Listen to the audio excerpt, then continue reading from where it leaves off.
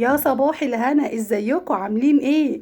وحشتوني قوي، بقالي كتير قوي ما صورتش، فقلت ايه نقضي يومنا سوا. النهارده بقى ايه، كانت اختي عندي بقالها كتير قوي ما بتجيش، وبعدين ما صدقنا بقى خلصنا امتحانات، فقلت لها تعالي نتغدى سوا، ايه غدوه حلوه.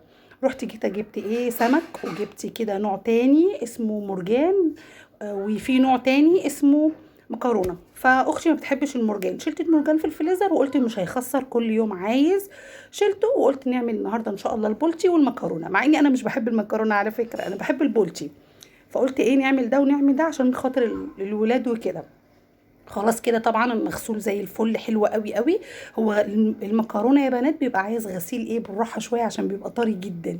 غسلته بليمون ودقيق وسبته يتصفى، وبعدين كده جهزته عشان خاطر ايه احيقه الخلطه بتاعته. الخلطه بتاعته دي توم، على كزبره، على فلفل عايزه تحطيه مش عايزه فبراحتك، عصره ليمونه وحبه ملح، زي الفل احلى خلطه تحيقي بيها السمك، اي نوع سمك بقى.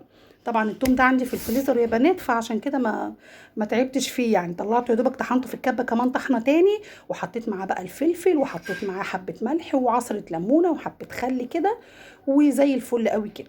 خلاص كده بقى ايه، ابدا بقى ايه امسك سمكيه سمكيه كده بقى، اذا كان البولتي ولا المكرونه احيقه بقى من جوه ومن بره عشان خاطر يبقى الحياء كله ايه داخل جوه بعضه كده.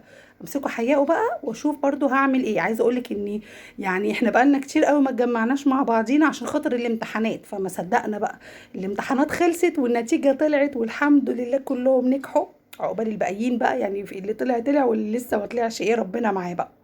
خلاص كده، فقلت ايه نجهز بقى يوم حلو كده، عشان في رمضان كمان احنا متعودين نعمل عزومة في رمضان. السنة دي الصراحة ما عملناهاش خالص، ما تعرفوش في ايه، ورمضان جري بسرعة، احنا ما لحقناش. مش عارفة السنة دي ما عملناش العزومة بتاعت رمضان دي، وكمان كان عندنا امتحانات برضو في رمضان، وزي ما قلت لكم بقى كان رمضان على طول كده. يلا الحمد لله. المهم اتجمعنا وربنا ما يفرقنا ابدا، وعملنا عزومه حلوه برضو. السمك انا كنت الصراحه هجيب فراخ، وبعدين قلت لقيت الفراخ غاليه جدا ولسه واكلينها من قريب، يعني هي قالت لي لسه واكلاها وانا كمان كنت لسه واكلاها، فقلت خلاص احنا نعمل سمك كل العيال بتحبه وما شاء الله حلو، ويعني الايام دي مهاوت شويه عن الفراخ وعن اللحمه طبعا، منها عزومه ومنها اكله حلوه، وبرضو ايه يعني نظبط الميزانيه شويه، الميزانيه اللي مش عايزه تتظبط دي. يعني انا قلت لكم كذا مره احنا ان شاء الله هنعمل مع بعضينا فيديو حلو عن الميزانيه، بس ان شاء الله اكتبوا لي كده في التعليقات، ونعمل بقى ميزانيه انتوا عايزينها بايه، بفلوس كام. طبعا انا عايزه اقول لكم ان احنا لو دفعنا فلوس قد كده، بس برضو نحاول نعملها على القد، يعني ممكن نعمل ميزانيه ب 2000 جنيه حلوه قوي، وهتاكلي برضو كل اللي نفسك فيه. بس مش هكدب عليكي، هنطلع منها الايجار والميه والنور، هي اكل وبس. ويعني وعايزه اقول لك ان في ناس ممكن كمان ما يبقاش معاهم ال 2000 جنيه دول، بس هنعملها برضو على قدينا، والحمد لله هتستر معانا. خلاص بقى هنا كنت حيقت السمك بتاعي، ورحت بقى ايه يا ستي طحنت كده حوالي نص كيلو بصل في الكبة، واحط عليه حبة زيت، وابدأ بقى اعمل الرز الصيادية. الرز الصيادية انا بعمله بطريقة حلوة قوي، ما بحطلوش ولا كركم ولا بحط له الوان ولا اي حاجة، وبيطلع لونه حلو قوي. لو وصلت لحد هنا بقى ما تنسنيش في اللايك والشير، واكتبي لي كومنت حلو كده، لان القناة بتاعتي بتنهار بجد والله يا بنات، مش عارفة اكمل ما كملش، يعني مش عارفة بجد، يعني مش عارفة اعمل ايه الصراحة، المشاهدات عندي واقعة وكده، فيا ريت لو سمحتي اعملي لي لايك عشان خاطر الفيديو يوصل لاكتر حد ممكن، ويعني كلنا نستفاد من بعضينا. خلاص هنا بقى كده كنت حطيت زيت، وابدأ بقى ايه اكرمل البصلة. بصي اللون بتاعها تحفة حلو قوي، لازم اقف جنب البصلة بتاعتي عشان خاطر ما تتحرقش. في فرق بين ان انت تكرمليها، وفي فرق بين ان هي تتحرق. البصلة لو اتحرقت او التوم ملوش حل غير ان هو يترمي. الحاجة غالية لازم نحافظ على قد ما نقدر، مش هنبقى بخلة، مش هنبقى مقروطين زي ما بيقولوا، بس لازم نحافظ على اي حاجة عندنا، اي لقمة اي نعمة اي حاجة لازم نحافظ عليها. راحة فين يا نعمة؟ راحة للي يسني. احنا طبعا كلنا لازم نحافظ على النعمة دي يا بنات، فعشان كده انا واقفة. لازم تقفي جنب البصل جنب التوم، اي حاجة في حاجات كده صغيرة لازم تبقي واقفة جنبيها، ما تسيبيش الاكل وتطلعي بره. ما ترميش اكل فاض منك، ما ترموهوش اصلا، مفيش اكل بيترمي اصلا، حطيه في الفريزر. في اي وقت في اي يوم حد جالك، انت عملت الشقه، انت كنت في مشوار، هتطلعي تحطيها في سيرفيز او في صينيه، وتسخني في الميكروويف في الفرن. اكلنا زي الفل الحمد لله. وطبعا احنا عاملينه في البيت احسن من اكل بره 100 مره،